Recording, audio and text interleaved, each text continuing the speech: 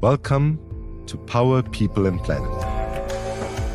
I'm Kumi Naidoo, and I want this podcast to break the definition of who is an activist. We have defined an activist as a person who works full-time for an NGO, trade union, and faith organization, and so on. We have to understand that that's an inadequate definition in this moment of history. Pessimism is a luxury we simply cannot afford. One of the key challenges that we face is that we are called upon to mobilize the largest ever level of popular participation and mobilization. And to do that, we'll need to rethink who is an activist.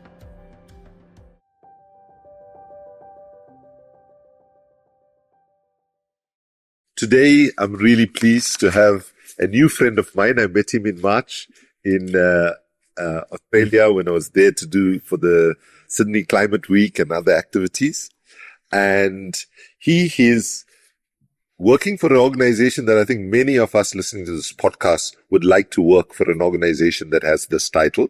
He's the executive director of the Global Center for Social Justice and Advocacy Center, but he's also somebody who has played significant roles in government, in development, in policy and advocacy, and with a deep connection and understanding of the importance of indigenous culture.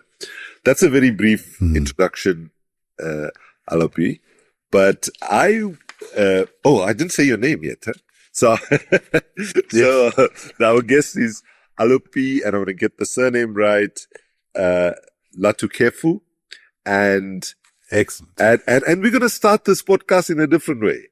So, as you know, one of the things we are saying that one of the reasons we are failing to reach people in large enough numbers is because we aim all our messages at the brain and we ignore the heart, the body, and the soul. And so, to start with the soul and the heart today, over to you, Alopi, to introduce, to kick us off with a song before I ask you the first question. And this song, by the way, so I'm sitting in South Africa. Alopi is in Sydney. I'm actually in Canberra. Oh, you're in Canberra? No, I'm in Canberra today.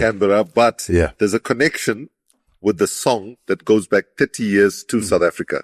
So introduce it and sing us a few verses, or as much as you'd like to sing to kick us off. Okay, so this song was inspired by the beautiful singing of Ladysmith Black Mambazo when I wrote it. But also I was inspired to what was happening with the pro-democracy movement in Tonga that my father was involved in. And that was really part of my early formative years in terms of being active and thinking about issues of importance to my people and my family and, you know, all the other parts of what made it. So this song was called Where Does All the Money Go? Oh, wow. And I hope I've not the Mr. Voice, but I hope you'll enjoy it. Well, the title of the song is a very, very topical question for today. Absolutely. Absolutely. And just wait till you hear the words, Kumi. So let me start.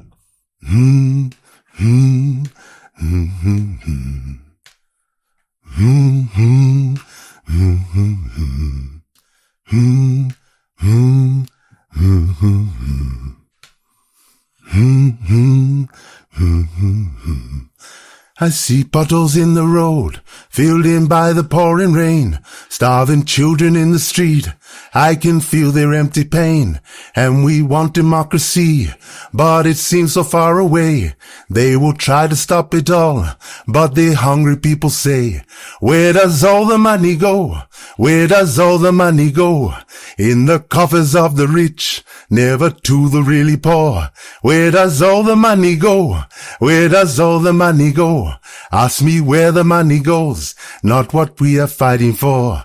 I see poverty and strife, and I rethink my premise. Was it apathy I felt as I watch their hungry eyes. And I wanna do what's right by not taking either side. But now they're persecuting me for asking why the people cried. Where does all the money go? Where does all the money go? In the coffers of the rich, never to the really poor. Where does all the money go? Where does all the money go? Ask me where the money goes, not what we are fighting for. I remember distant past, in a time of innocence, when our fathers lived their lives in a strict obedience. But the times are not so still, unlike the average weekly wage. Most books say it can't be done. It's time to burn another page. Where does all the money go? Where does all the money go? In the coffers is the rich, never to the really poor. Where does all the money go? Where does all the money go? Ask me where the money goes, not what we are fighting for. Wow, wow, wow. I love it. Oh, thank you so much for that. That's the best way I've started any podcast, so thank you. Oh, well, you know, So it's part of the tradition. I want to start with Tonga. Just tell our listeners the journey that your life has taken to get to this point for doing the amazing work that you're currently doing. So just take a couple of minutes. What's your life been like? Did you grow up in Tonga? No, actually, I grew up in Papua New Guinea. So that's slightly where the accent comes from. You can maybe hear a little bit of a twang that everyone thinks is South African, but actually it's Papua New Guinean. Probably that's where it is. So my parents were lecturers at the University of Papua New Guinea.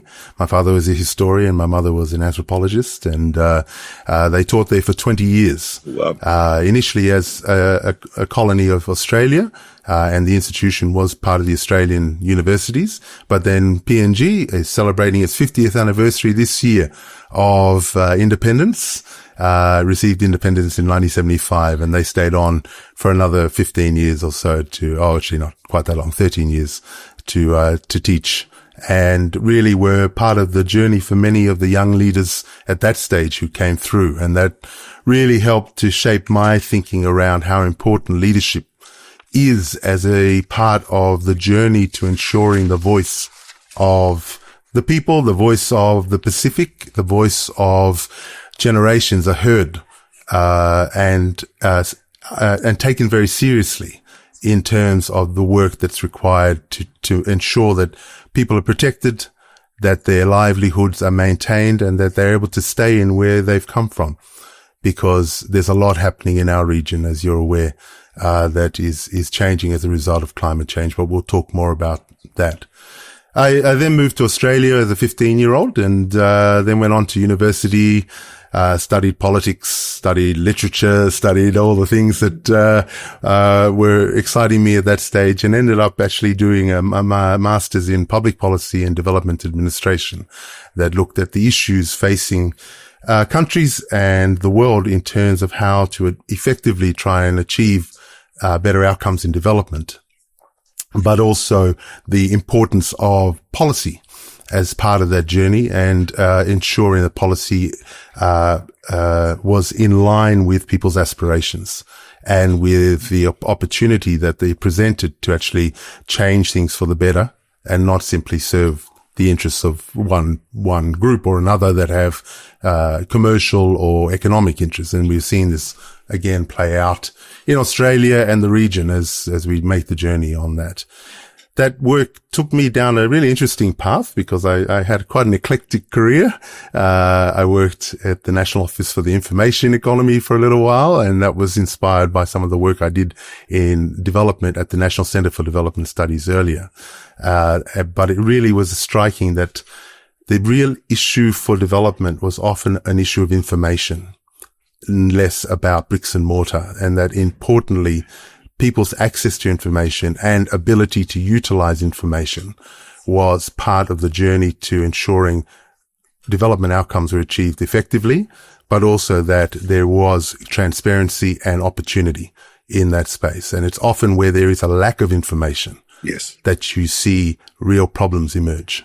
And that's in every walk and every part of the journey for many. that led to me actually then working ironically at the Australian Graduate School of Management on electronic commerce, and for a bizarre reason, but it was sort of followed on from my work. I worked in the organisation that advised the Australian government at that stage on what was happening with the internet and with the emergence of the information economy. That work was okay, and I found it interesting, but at the end of the day, it wasn't in my heart where my heart wanted to be.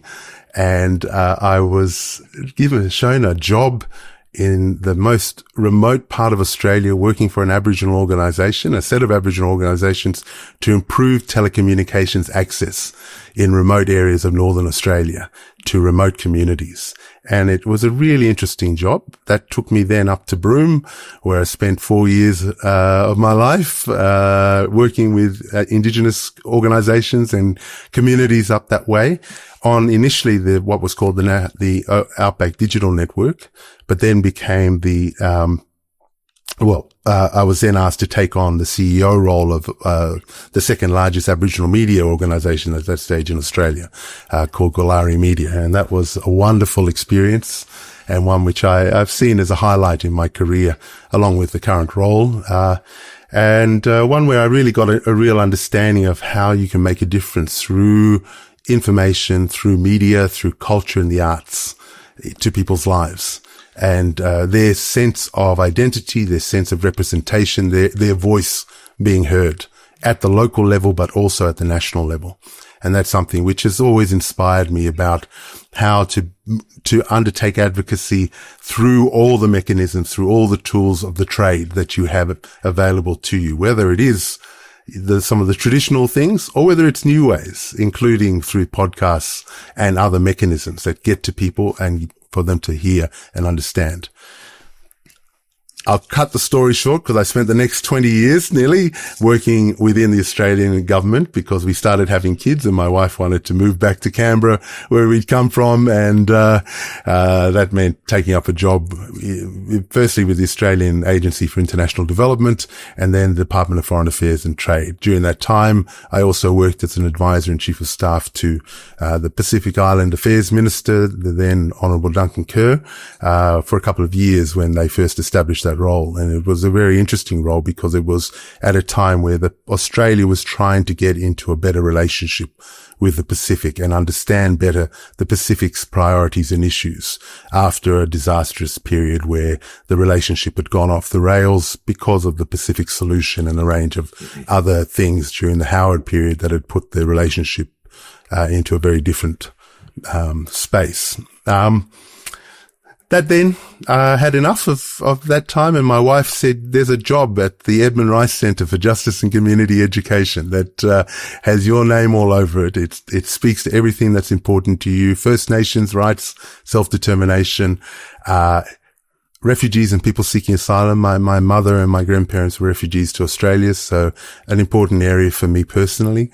But really the other part that was so important was the work on the Pacific and climate justice and climate action in the region. And that's where I've taken up this role. And we've translated what was the Edmund Rice Centre for Justice and Community Education to now the Global Centre for Social Justice and Advocacy Leadership. Wonderful. That's an amazing journey. Papua New Guinea,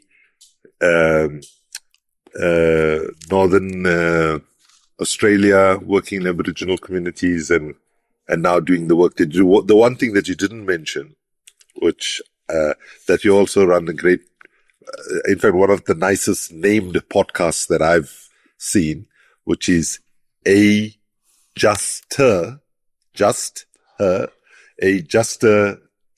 generation. And I was pleased to be on your podcast a couple of months ago, and we'll put a link to the podcast that I did with you in the YouTube channel.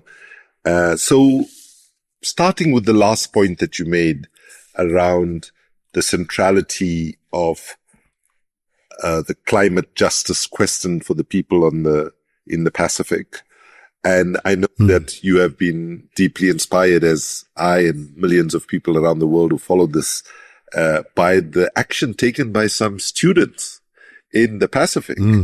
6 years ago, they started at their law class to say, hey, let's take the issue of climate justice to the International Court of Justice, the highest court in the world. Tell us about that journey and tell us why the judgment that's been given is so important. I mean, the journey was a remarkable one. One, because it came from a deep passion from these young leaders, who saw that, their region faced an enormous challenge, an existential challenge, and one which the world simply wasn't listening to, no matter how much advocacy, how much leadership had been shown over decades through the COP process, through the UNFCCC and other mechanisms to try and get the voice of the Pacific heard, because unlike the rest of the world, the Pacific was facing the real challenge of climate change. The real challenge that isn't just about inundation by king tides, which is what everyone thinks about, but actually about food security, about water security, about constant impacts to their communities from one event after another from climate, and the impact there on things like traditional governance systems that have held the region in good stead for thousands of years. People have survived in the Pacific for thousands of years on some of the toughest places to live. And people think of the Pacific as, paradise and of this wonderful, beautiful place you visit for your holiday. But at the end of the day, that's a seductive view of the region. To live in the Pacific is to survive in the Pacific. And you only do that by having the mechanisms, the systems, and the way in which to live well honed, well understood over generations. And these young Pacific leaders saw that this was all a massive challenge that the world needed to wake up and hear and listen to and make a determination, a judicial determination on what it was that was the problem, what it was that was the solution, and what needed to be understood in order to protect the Pacific. So these young lawyers helped initially. They were students at that time. They were students. And exactly. They were law students. Vanuatu or in Fiji? In Vanuatu. Well, they're actually at the University of South Pacific's campus. The law campus is in Vanuatu, but it's a regional university for the Pacific. And they were inspired by their lecturer to think about, essentially what probably was a moot exercise. Yeah. To say, let's just think about what we could do, a scenario that could play out, but then got a bit of energy behind it, got a real sense of what could be achieved, approached one of my old friends from university, but also an amazing minister, Ralph Regan-Vanu from Vanuatu. Yes, we love and respect. Along with, but there's a story for me as well with Ralph, because our fathers knew each other. They were both ministers of the church. Oh, wow. And came through seminary school together. When I first met Ralph at university, my dad had us both over for lunch. He said, you've got to meet and get to know Ralph. He's my good friend Seti's son. Oh, wow. We've known each other since then. So not only the song, which, was from that time, but also Ralph's. But Ralph really took the opportunity to get behind, with his role as minister and coordinate with other ministers within the Pacific to push this case that needed to get enough support globally to be taken to the International Court of Justice. And through the process of the following couple of years, managed to get enough support through the UN to actually get it into the ICJ process, and from there to have the hearings that led to this remarkable advisory opinion. Now, obviously, an advisory opinion isn't binding, but it is a start. So, can you tell us, for those who haven't read it yet, just what are some of the key elements that came out of that advisory opinion? Well, from a legal perspective, it really strengthens obligations under the Paris Agreement and treaties, such as the UN Convention of the Law of the Sea, and by defining climate protection. as an enforceable duty under international law. Now, that's an important thing because up till now, this point hasn't been one that, despite some efforts at local jurisdictional level through cases that have been brought, there hasn't been a clarity on some of these points, some of the obligations and some of the responsibilities, not just in your own jurisdiction, but to others. It also opened the avenue for seeking reparations, from environmental restoration to financial redress. It laid the groundwork for climate litigation and stronger national court decisions. And that's where it's quite important, because often Absolutely. with these processes where there isn't a precedent, it needs to be drawn from other points. And having an advisory opinion at the international court level allows for that process to actually draw on what has been said and the precedent that has been set by that advisory opinion. And finally, it increased pressure on meetings like COP30 in Brazil, where ambition and assistance could no longer be deferred, because now there was an advisory opinion that said, rather than no one having to take responsibility, there are responsibilities that states who are responsible for climate change and their interests have to take into account at the international court level this advisory opinion. Wonderful. Now, to especially young people that are listening to this story, I think I would say to you is be inspired by your power. Don't think, listen, this is the most significant legal opinion that we could have ever got, right? And it's important to note that even without this opinion, we were beginning to win lots of climate litigation cases. Here in South Africa, the Constitutional Court ruled in favor of some young people bringing action against the government on not acting fast enough on addressing climate change. We have won multiple cases in different jurisdictions in Europe and so on. All of that was before the advisory opinion. Right? What the advisory opinion is going to do, as you correctly say, at the national level, it's going to create more opportunity to move things forward. But 2 years ago, I collaborated on a book entitled "The Revolution Will Not Be Litigated," and it was done by climate and environmental scientists. So the point I want to make is that the wheels of legal processes turn quite slowly compared to what the climate science and the reality of extreme weather events are asking us to do. We need to move much faster. However, I am a deep believer that we need to open up multiple sites of struggle, but make sure that they are connected. So climate litigation, without building awareness, public consciousness, and other forms of pressure, that's what the book says, basically, that litigation is really important, but it's most effective when it is creating large levels of public mobilization, consciousness, and people wanting to move forward.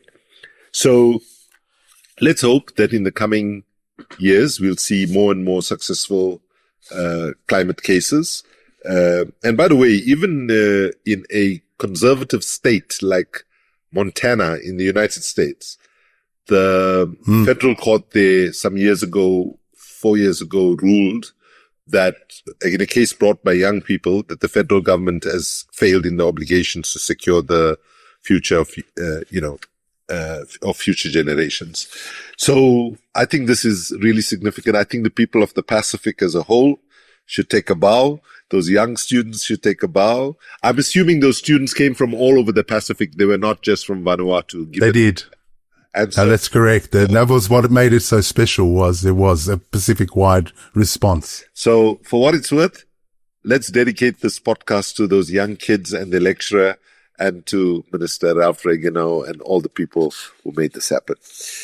So I would like to move to the question now of indigeneity and about the power of indigenous knowledge and indigenous wisdom. So for you, what does the term, let's put it this way. What does indigenous knowledge mean to you?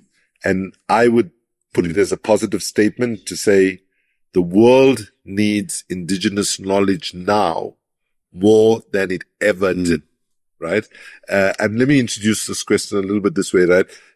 I sometimes, when I'm speaking to people, I say, if say you and I are in an audience, and I say to them, imagine that we don't do what the science is telling us to address climate change, and the worst happens, and we end up being the last people on the planet, all the people in that audience. I say, and if one young person amongst us said, hey, let's write up the history of humanity, put it in a capsule and make sure all the mistakes we made, if human life emerges again, we don't make the same mistakes. One of the things that I'm convinced we will put into that capsule is to say that what the dominant nations of the world defined as uncivilized cultures actually were the most civilized cultures that we actually had. And thankfully, the resilience of those cultures means that they have not been destroyed, even though colonialism, one of its agendas was to wipe out all of that. So, so I think right now we would put in that capsule, listen to the wisdom of the indigenous people and understand that humanity can only exist if we exist in an interdependent relationship with nature. If we try to dominate nature as dominant countries try to do over time, we will fail. But share your perspective of somebody who's lived within different indigenous cultures, interacted with so many different parts of the rich diversity of the Pacific. I mean, I think the first thing to say is indigenous knowledge is human knowledge. Yes. It is one that is part of the human experience, the human tradition, and the understanding of the world that has often been built over millennia. Australia holds in its borders one of the oldest, if not the oldest, continuous culture and civilization within its borders. Obviously Africa also, but because of a lot of the movement of people, in Australia there was a community of people and societies across many nations in Australia that made up this country. Their knowledge of this environment, this enormous continent, allowed them to survive in the most difficult terrain. If not for Aboriginal people, indigenous people of Australia, the first colonies would never have survived. It was their advice, their knowledge, their wisdom that they brought with good faith to the European settlers who initially came, that allowed for the penal colony at that stage in Sydney and also down in Tasmania, in Hobart, to survive and get a foothold into those countries. And perhaps something of regret for those communities, but it was one which showed this understanding of the world. My people, the Polynesians of the Pacific,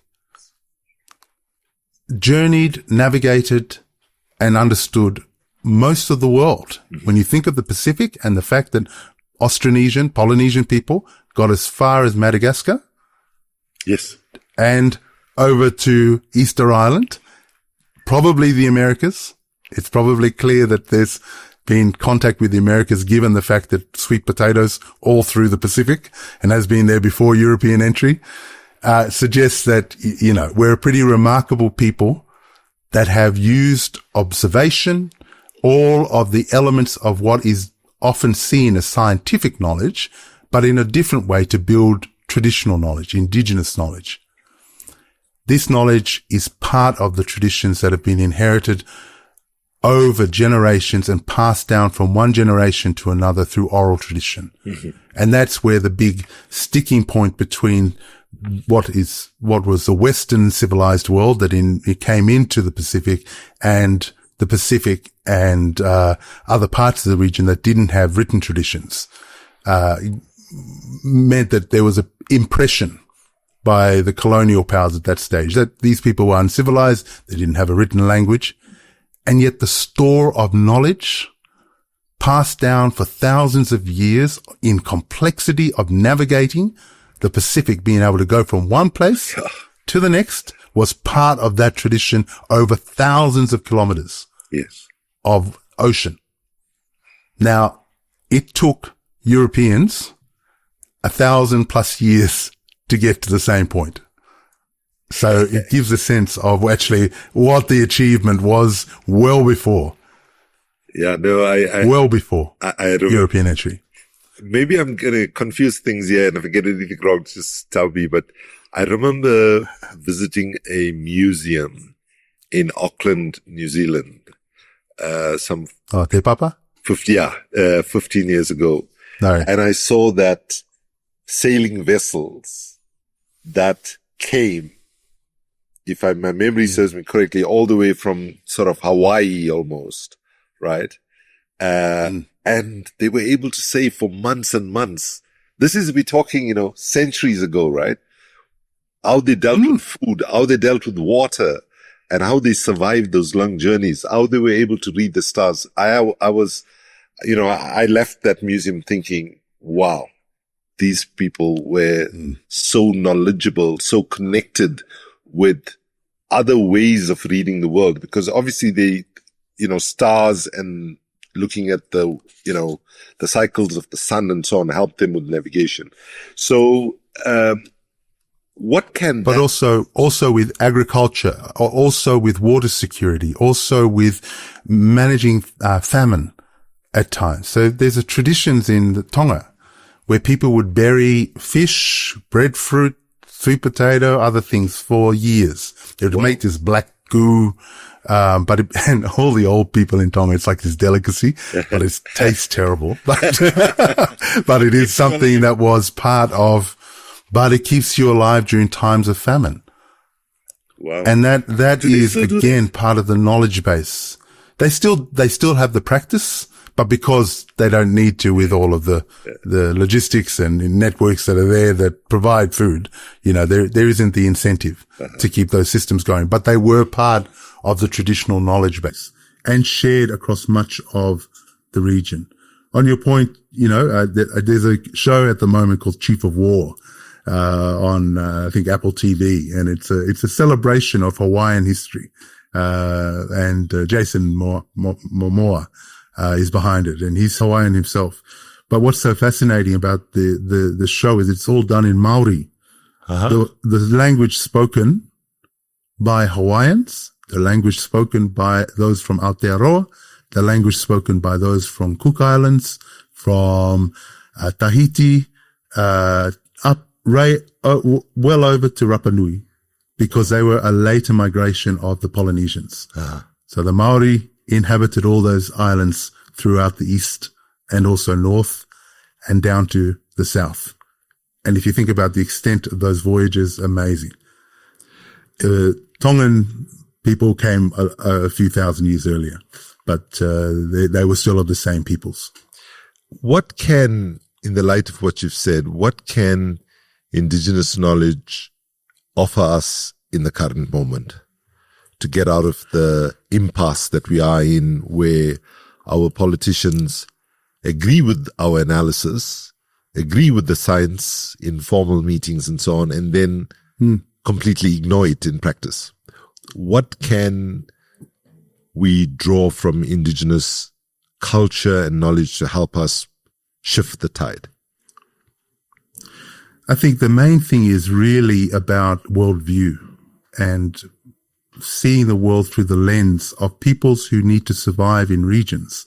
And I saw this in the Amazon recently when we were up in Brasilia, and the communities who were part of that conversation. Very similar in that they are not living in the easiest part of the world in the Amazon with all the issues that the Amazon faces.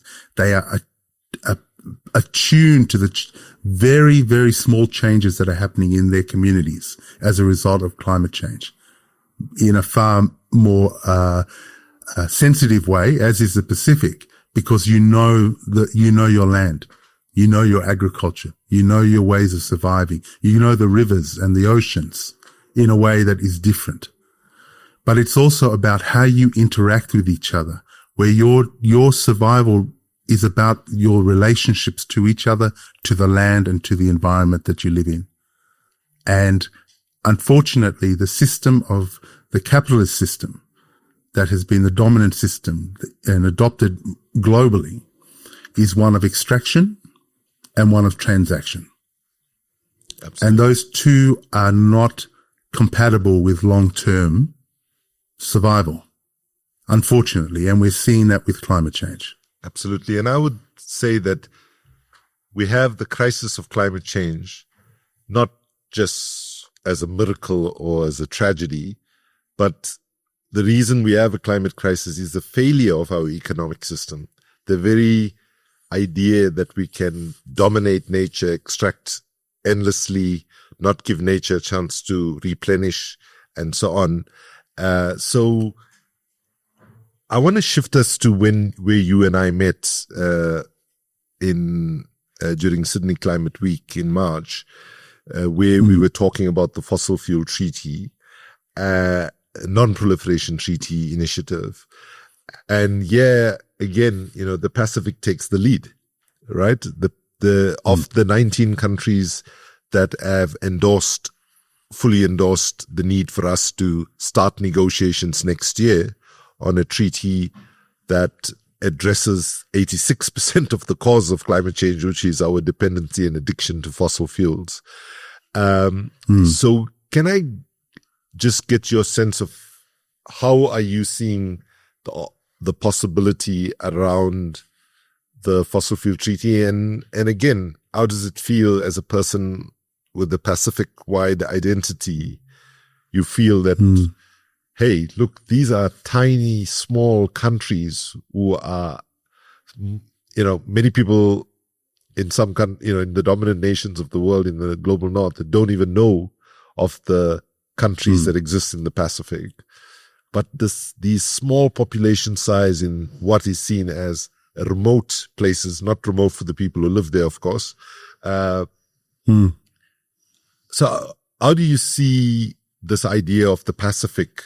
Like some people say, wow, the Pacific is punching way above the weight, is one way you could say it, So share your reflections on the possibilities of the fossil fuel treaty and particularly the role of the Pacific in that. I mean, it's interesting because the weight of the Pacific is really a result of, ironically, the outcomes of World War II, where the establishment of the rules-based order, the UN system, the system that allowed for every country to have a voice in the mix, meant that great power rivalry didn't determine the future of the world and the Pacific. The Pacific for 200 years plus prior to that point had been dominated by great power rivalries of Europe and later between Asia and the US and others. And it has been the story of this incredible journey into self-determination and sovereignty and regional identity and understanding the importance of working together, which the Pacific has always understood and always had as part of the traditions of the Pacific, but which became far more pointed in the modern age and opportune because all of those independent countries then had a voice and a vote in the UN system to shift as a bloc decision-making. And that's a really powerful and important lesson of one, what you can do, but two, how important ensuring these systems are maintained and not undermined by what's currently happening in the world, where we're seeing the erosion of those systems and that international architecture because of great power rivalry emerging again. Absolutely. Now, you started with the song, which I loved. And I want to put a proposition to you and see whether you agree. Today, I would argue that if we do not harness the full power of arts and culture to help us communicate to the people that are currently on the sidelines witnessing a match that's happening when they should be in the center playing that match, because we have not been able to communicate the urgency around climate and so on. So the one-liner of the global artivism movement that has been emerging over the last couple of years, and the foundation that we set up here in South Africa called the Rikirik Foundation for the Promotion of Artivism has been saying that harnessing the full power of arts and culture alone will not deliver our salvation from the climate crises and the intersecting crises. However, failing to harness the power of arts and culture almost guarantees that we'll fail. Do you agree with that perspective? And give me your sense of how you see the power of art and culture. Clearly, you saw it 30 years ago when you were moved to write that song and do that song. Yeah. Yeah, it was always something for me where I always felt to get a message across, sometimes you have to put it in a dance song. Yes. Because people like to dance, people like to enjoy themselves, and at the same time, if they hear messaging, it sticks in their head. And you know who I learned that from? Was Bob Marley. Yes. And I still remember many of us learned those lessons just being inspired by just by the power he held. And there's a Babylon by Bus album. If you have a chance, it's a live album where he does get up, stand up. Oh yeah. To an audience of, I think, close to 100,000 people. And you can hear they are at one with this artist. They are listening to every word and they are singing along with him something about their own rights. Yeah. You know, and that is inspiring. You know, that's something which he put into a popular song that allowed him to translate important messages that he was trying to deliver to audiences who otherwise you put up a million PowerPoints, probably wouldn't take that message in. You put it in a popular song, then all of a sudden it makes a difference. And because of the importance of songs to generations, it becomes their anthem, their generation's anthem that identifies who they are. And again, that's an amazingly powerful thing.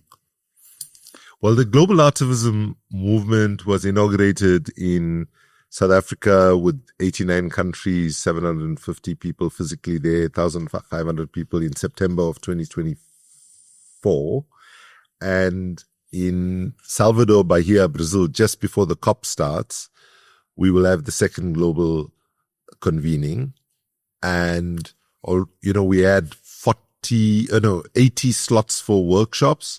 And for the 80 slots, we had 645 submissions from 98 countries. So what's clear is that this idea that we have to harness the power of arts and culture, amongst other things, by the way, historically we relied on cultural creatives to highlight injustices and so on.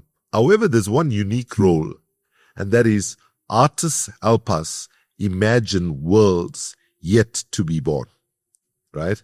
Because they help with, imagination and so on. Because really, oftentimes now I feel what's lacking most, even in our movements, is the absence of creative imagination or sufficiently creative imagination.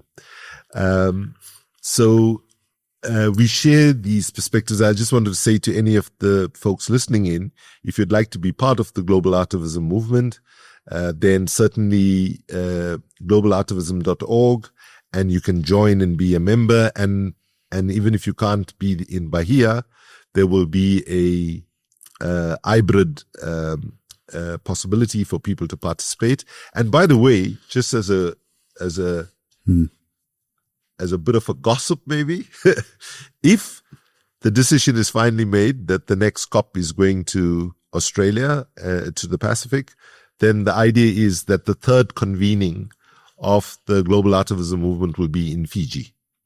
I already had a meeting with, just before the COP, because we are very committed to this movement being global South-led and global majority focused.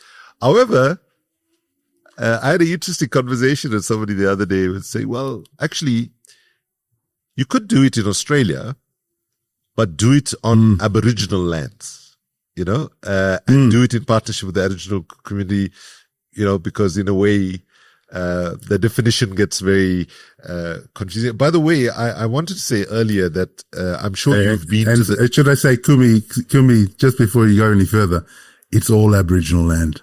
Of course. Okay. sorry. It was never ceded. Thank you for that very well called for correction. Yes, absolutely. We could do it anyway, but I guess we would prefer to do it in community. In community at the community level. It'd be wonderful. I should say. And in my mind, I have an image in saying that, because one of the most inspirational events that I've attended and was most inspired, in my global work, was attending the Garma festival. Which it's amazing. You've been there, I imagine? Unfortunately, I haven't been to Garma, but I used to attend Kalak, which is the Kimberley and Law and Cultures festival up in the Kimberley region. But it's similar. By the way, one of the things that struck me when I was there was how many people I met there who look like my relatives. I was looking at people saying, "Oh my God, the guy looks just like my uncle," and so, the fascination of how people moved, where they moved from, and so on. And just on a lighter note, and I'm going to do something here that I'm just moved to do, but a very risky thing to do, which is, when I'm speaking to large audiences, sometimes what I do is I say, ask people this question. I say, do you know where your ancestors came from? And then people will shout out and then I say, go way, way back. Like if people are from the US, they'll say, oh, Ireland or Scotland or whatever. And then I say, go way, way back. And then eventually some people will shout out Africa. And then it'll be white people shouting out Africa. And then I'll say, hey, look, there's a bunch of white people here saying Africa. Let's go and ask them why they think their ancestors come from Africa. And then usually there's somebody in the audience who understands a irrefutable fact that humanity started in the Rift Valley, from Kenya all the way to Ethiopia. And the story goes, I jokingly say the story goes, well, people, sailed out in different directions. They made it to Australia, they worked their way back to Europe and so on. And then I jokingly say, and I'm sorry, some of you lost all your color along the way. And then I say, well, given that all of us, our roots of humanity is in Africa, in that sense, we are all Africans. And then I do a very risky thing because I can't sing well, is that I then teach them a 2-word song, right? And given that you sang, and given that we're going to premiere your daughter's song at the end of this podcast, let's make this a singing podcast, and I'll take a risk and just share the song with you and the listeners. So, so basically, you share it. It's a nice kind of sing-along song. Before we go, can I just say something, referring back to the indigenous knowledge and tradition? One of the really important parts of that in the Pacific and across much of our region is the gift-giving aspect of that. And those gifts are cultural artifacts of beauty, often created by women. Yes. Often given great store and value, not in their financial value, but in their social and cultural value that binds people together. And that is something, if there was a lesson from the region for the rest of the world, and I hope that this will be part of the Pacific COP, is understanding that tradition as well. And it's one shared in Australia with First Nations in the context of passing generational knowledge through art.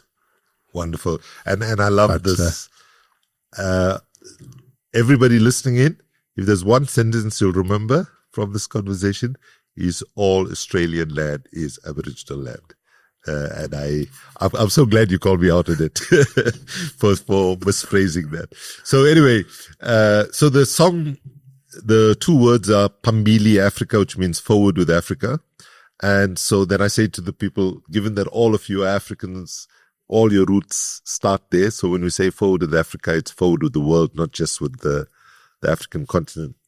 There'll be a lot of people. I can see people here in the studio getting a bit nervous. They're getting ready. No, they're not getting ready. They're getting nervous. So it goes, Pambili, Pambili, Pambili, Pambili, Pambili, Africa, Pambili, Pambili, Pambili, Pambili, Pambili, Africa. Okay, you sing it to me now once, okay? Pambili, Pambili, Pambili, Pambili, Pambili, Pambili, Africa. Pambili, Pambili, Pambili, Pambili, Africa. Okay, we can call this episode the singing episode. Okay, apologies to everybody whose Singing social justice. whose eardrums got negatively affected by my attempt to sing. No, it was beautiful. Okay, so then now I want to move to the as we begin to round up, just ask you about the context of the COP coming to Australia, right? So we're talking about this as a potentially a Pacific COP, but let's be blunt about it. Australia is dominant in so many different terms, and even though I think there's a spirit that it should be treated as a Pacific COP, most people say, but Australia will dominate in the end as a nation state within that. How concerned are you about that? And then I have a follow-up question to that. I think it's a real possibility, Kumi. Australia is a very, very large exporter of fossil fuels in the world. Its interests are massively within the fossil fuel economy, and it is one that is very difficult for Australia to move away from its national interests in fossil fuels. Saying that though, it is a great opportunity to demonstrate to the Pacific the fact that Australia is not separate from the Pacific. It is the largest country in the Pacific. And it is looked on by the Pacific to being an important voice globally to ensuring the survival of our region. And to be honest, that survival may start with the Pacific, but it ends with Australia as well. Okay. And that's something which Australia needs to understand how important, one, the opportunity the COP is for bringing the world's attention, as you say, to this part of the world that most people don't have an understanding of, nor a visibility of, and at the same time, how powerful the message could be coming out of that COP, following on from the Brazilian COP, where I'm sure there'll be messages around the protection of the Amazon from climate change, because it is in the world's interest that we move away from what is a fundamentally crazy position that we're pursuing. If you said to someone, stop running towards the edge of the cliff, and said it over and over and over again, then, perhaps they'd listen to you. Yet the world has been said that by the Pacific over and over and over again, and continues to want to use fossil fuels beyond measure. It has to stop. Absolutely. When I was in Australia with you in March of 2025, I was kind of shocked, to be honest. I should have known this, but I didn't. There was a study done by some institutions in Australia, and I think the Fossil Fuel Treaty was, supportive of that. And what we discovered is that if you look at which countries are the biggest fossil fuel exporters in the world, Russia is number one, Saudi Arabia is number 2, and Australia is number 3. Right. And then, when we use the term petro-state, right? So when I was there, I said, effectively that makes Australia a petro-state, right? I mean, and it's interesting. There's also some racism in the way the term petro-state is actually used. It's only used to describe countries where the dominant population is not white. Nobody says the UK or Norway is a petro-state. It doesn't come naturally to use that term. So I hope that, as is the US, of course, the US for sure. Has been one of the longest standing petrostates. And so I just wanted to conclude by saying just a reality check thing, right? For those folks who are planning to go to the COP and are doing hard work to get there. I just want to say that, often we say the road to the COP, meaning that the COP is like an end point that we are mobilizing and moving towards. But we need to constantly be saying the road through the COP, right? What I mean by that is wherever we land, we're never going to get, and this is the point I want to make, we're never going to get what we need from COP30 that meets what the science is saying. Let's be clear about that. We want to try to push them to go as far as where the science says we need to be, right? And so, when you talk about one of the things the Fossil Fuel Non-Proliferation Treaty Initiative and the indigenous communities in the region are working together with is to say that the Amazon should be declared a fossil-free zone, right? But President Lula, sadly, has seen it fit to grant licensing for fossil fuel extraction, and that's a fight that we'll continue to fight. But just be clear that our leaders are nowhere near where we need them to be. And therefore, we have to up our game in terms of awareness, resistance, and action. But to end on I'll give you a chance to reflect and then we go to the song. Yeah, sure. I mean, I think that's the story of advocacy generally. And I would add to it that, often the journey, and this is, I guess, for the young leaders coming through, the journey to achieving the impacts that are often what is seen in world as amazing outcomes has often taken decades, if not generations, to achieve. And sometimes through one disappointment after another. Unfortunately, climate change is something we don't have the time to get wrong, but it is something which we understandably are fighting against a system that is immovable because of its dependence. Unlike, say, the nuclear-free treaty process, a Pacific, but there was many in the room that said, yes, this makes sense. We should try and reduce at a time where we're not dependent on nuclear energy because of its danger to the world. Unfortunately, the fossil fuel industry has become so entrenched in our economy and way of life that it's very difficult for any country to extract itself out of its dependence. And if you are a exporter of it, out of your dependency for supporting your budget and your economy. And that is something which, having an understanding of that, and also one other thing I'd quickly say is we work to this idea of the quad helix. Social justice can't be achieved without bringing every part of the system together. So you can't ignore government or ignore business or ignore civil society or ignore faith-based organizations or education institutions. In fact, the sweet spot to achieving social justice is where you bring consensus with all of them.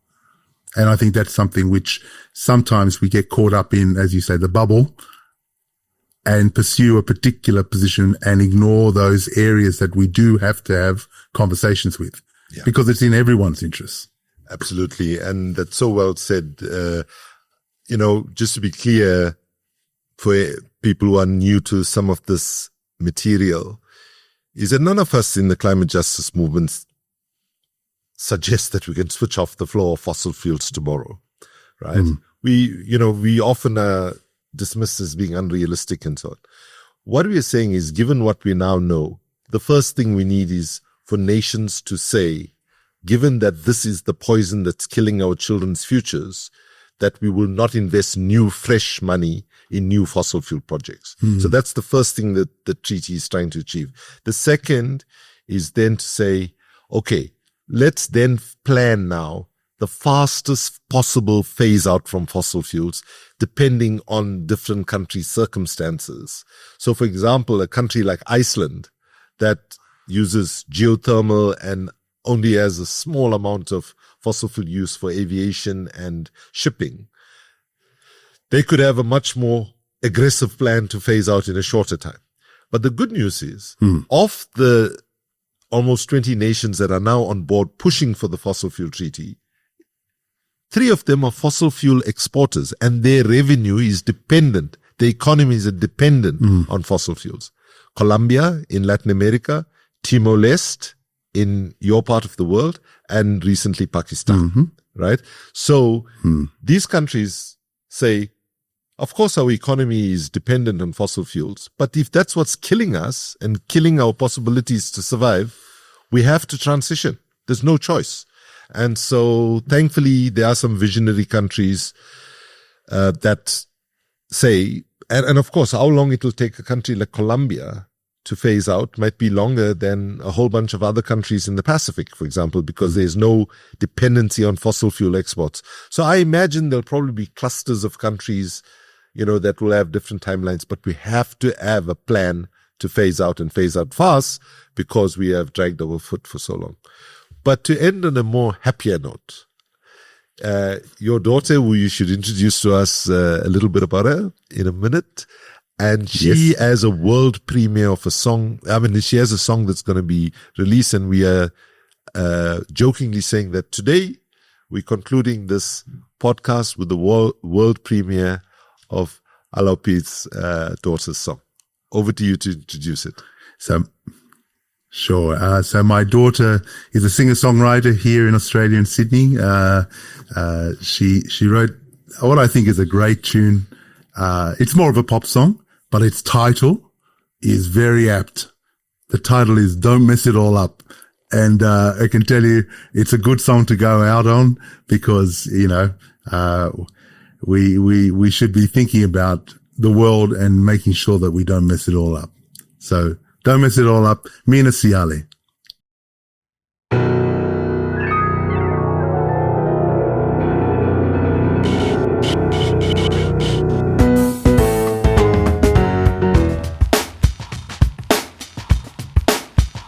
Your smile lights up a room, and my acoustic guitar hadn't heard about you yet. I try to not assume that my undying devotion won't travel to your head. And you say time was needed, I'll say yeah, that's fine. Go and live your life, but I won't be here in the meantime. Grab your suit and tie, your endless lonely nights. I might write a song that'll play back on your mind. Don't mess it all up, you're letting me down. I'm in love with the city, you're good in your hometown. Don't mess it all up, I'll give you some credit for all the heartbreak you've endured, but I won't be here when you get bored. I lose more time to you when I have written too many songs to cry to. No.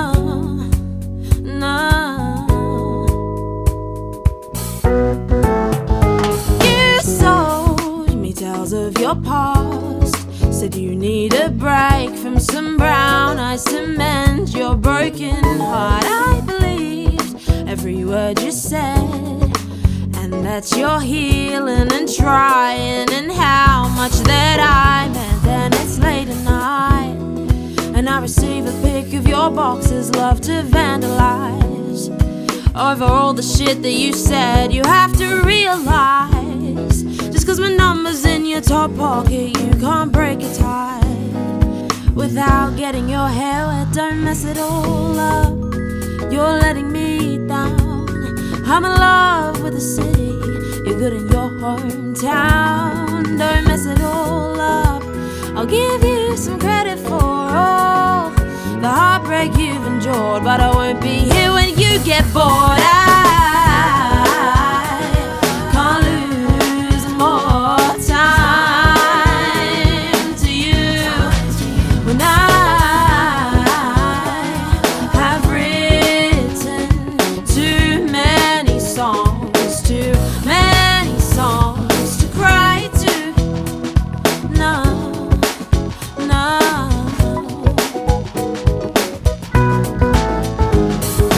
I can't lose more time writing out an eager rhyme. A song will never change your mind. I can't lose more time writing out an eager rhyme. A song will never change your mind. I can't lose more time writing out an eager rhyme. A song will never change your mind. I can't lose more time writing out an eager rhyme. A song will never change, should change your mind.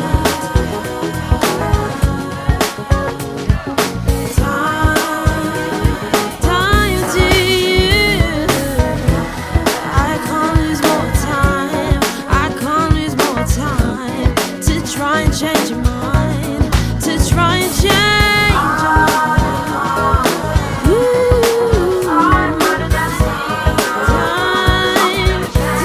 to you. Time to you. Time to you. I can't lose more time. Don't mess it all up. Don't mess it all up. Don't mess it all up. Don't mess it all up.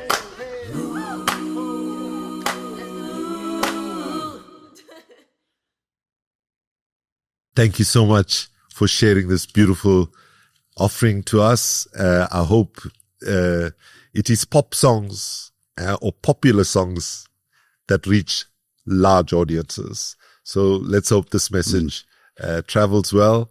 And thank you so much for the work that you do, for the connection you've made, and the work that you do also connecting people globally.